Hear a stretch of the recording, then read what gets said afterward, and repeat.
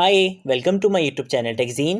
पिछली वीडियो में हमने पोस्ट रिक्वेस्ट एपीआई मेथड को इंटीग्रेट किया था फ्रंट एंड से। हमने देखा था कि कैसे हम पोस्ट रिक्वेस्ट एपीआई मेथड को इंटीग्रेट कर सकते हैं फ्रंट एंड से, कैसे इसको यूज़ कर सकते हैं। ये सारी चीज़ें हमने पिछली वीडियो में कवर कर ली थी।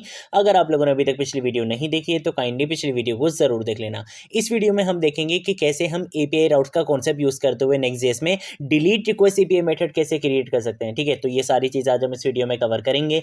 डिलीट एपीआई रिक्वेस्ट मेथड को क्रिएट करना बहुत ईजी होता है, कोई मुश्किल टास्क नहीं होता। ये बस इस चीज़ का आपने ध्यान रखना है कि आप हमेशा डिलीट रिक्वेस्ट एपीआई मेथड को कहाँ पे क्रिएट करोगे, डायनेमिक राउट की फाइल में क्रिएट करोगे। ठीक है, यह चीज़ आपने याद रखनी है। जैसे हमने यहाँ पे एपीआई के फोल्डर के अंदर हम यहाँ पे क्या कर रहे हैं, एपीआई राउट्स को क्रिएट कर रहे हैं। यहाँ पे मैंने क्या करा था, एम्प्लॉय के नाम से एक एपीआई राउट क्रिएट करा था और इसके अंदर यहाँ पे क्या था, यहाँ पे हमारा स्टैटिक राउट था, लेकिन हमने एक डायनेमिक राउट भी बनाया था। अगर हम एम्प्लॉय की आईडी पास करेंगे तो उसकी इंफॉर्मेशन यहाँ पे गेट हो जाएगी। ठीक है, जैसे मैं आपको इसको यूज करके दिखा देता हूँ। फॉर एग्जाम्पल मैं यहाँ पर आता हूँ, यहाँ पे आगे मैं लिखूंगा /एम्प्लॉय और /2। ठीक है, तो यहाँ पे मैंने क्या करा, एम्प्लॉय के बाद मैंने उसकी आईडी भी यहाँ पे क्या कर दी, सेंड कर दी कि भाई मुझे सिर्फ उस एम्प्लॉय की इंफॉर्मेशन दिखाओ जिसकी आईडी क्या है, 2 है। जैसे ही मैं एंटर प्रेस करूंगा तो आप यहाँ पे देख सकते हो कि मेरे पास सिर्फ उस एम्प्लॉय की इंफॉर्मेशन यहाँ पे फैच होकर आई है जिसकी आईडी क्या है, 2 है। अब जब भी आप डिलीट करते हो ना अपने डेटा को, तो आपको यहाँ पे कोई यूनिक आइडेंटिफायर यहाँ पे पास करवाना पड़ता है कि भाई मेरे डेटा में इस वाली चीज को क्या कर दो, तुम डिलीट कर दो। जहां पे ये चीज है वहां उस डेटा को तुम क्या कर दो, डिलीट कर दो। तो यहाँ पे हमारे पास यूनिक डेटा क्या हो सकता है, एम्प्लॉय आईडी हो सकती है। हर एम्प्लॉय की आईडी क्या होगी, डिफरेंट होगी। तो मैं क्या करूंगा, इस एम्प्लॉय आईडी के बेसिस पे अपने इस एम्प्लॉय की इंफॉर्मेशन को क्या कर सकता हूं, डिलीट कर सकता हूं।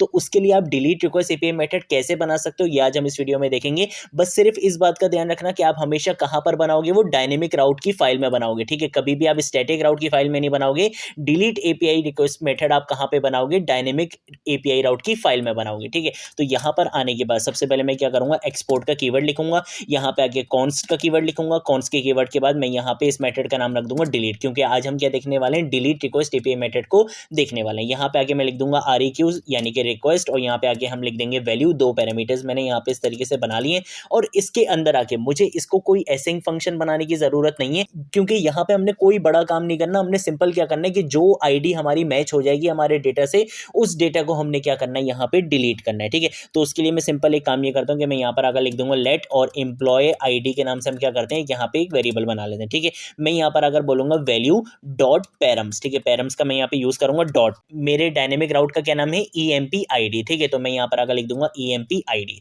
तो ये क्या करेगा, डायनेमिक आईडी को क्या करेगा, गेट कर लेगा और किस में स्टोर करवा देगा, इस एम्प्लॉय आईडी वाले वेरिएबल के अंदर। अब यहाँ पे आगे मैं क्या करूंगा, कंडीशन चेक करूंगा। मैं बोलूंगा कि भाई अगर एम्प्लॉय आईडी आपको क्या हो जाती है, सक्सेसफुली मिल जाती है। ठीक है, यानी कि वो अनडिफाइंड नहीं है, आपको कोई ना कोई आईडी मिली है, तो आपने क्या काम करना है, आपने यहाँ पे रिटर्न करवा देना है। क्या रिटर्न करवा देना है, मैं यहाँ पर आगे लिखूंगा नेक्स्ट रिस्पॉन्स डॉट जेसन। ठीक है, और यहाँ पर आने के बाद मैं सिंपल क्या करूंगा, यहाँ पे आगे एक रिजल्ट के नाम से एक प्रॉपर्टी बना दूंगा, और इसके अंदर मैं यहाँ पे आगे लिख दूंगा for example employ info deleted successfully. ठीक है, इस तरीके से हम यहाँ पे लिख देते हैं employ info deleted successfully.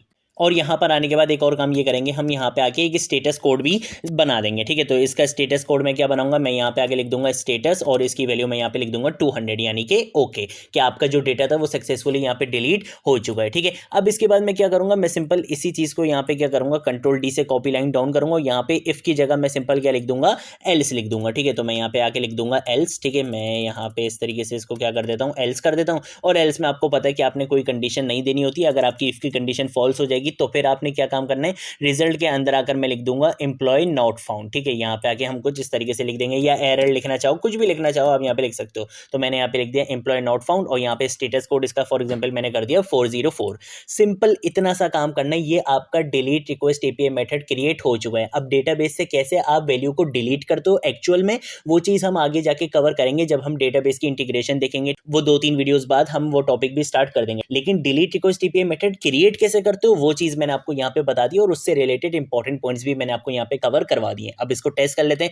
Ctrl+S से क्या करूंगा, मैं यहाँ पे सेव करूंगा। मैं यहाँ पर आऊंगा, यहाँ पे आके मैं इसका जो है URL क्या कर लेता हूँ, कॉपी कर लेता हूँ। ठीक है, मैंने यहाँ पे कॉपी करा। मैं आऊंगा यहाँ पे पोस्टमैन पे, और पोस्टमैन में आने के बाद मैं इस URL को क्या करूंगा, यहाँ पे पेस्ट करूंगा। यहाँ पे मैं मेथड क्या बताऊंगा, डिलीट मेथड, कि भाई मुझे क्या करना है, इस डेटा को क्या करना है, डिलीट करना है। जैसे ही मैं सेंड पे क्लिक करूंगा तो अब आप यहाँ पे देख सकते हो मेरे पास रिजल्ट आ रहा है एम्प्लॉय इन्फो डिलीटेड सक्सेसफुली, और यहाँ पे आप देख सकते हो स्टेटस कोड भी क्या आ रहा है, 200 आ रहा है। तो इस तरीके से आप क्या कर सकते हो, एक delete request API method create कर सकते हो। ठीक है, आज की वीडियो के लिए इतना ही। अगर कोई चीज़ नहीं समझ आए नीचे कमेंट सेक्शन में पूछ लेना, सोशल मीडिया अकाउंट्स पे पूछ लेना, मैं ज़रूर आप लोगों को रिस्पॉन्ड करूंगा। अब हम मिलेंगे नेक्स्ट वीडियो में नेक्स्ट टॉपिक के साथ, तब तक के लिए बाय बाय।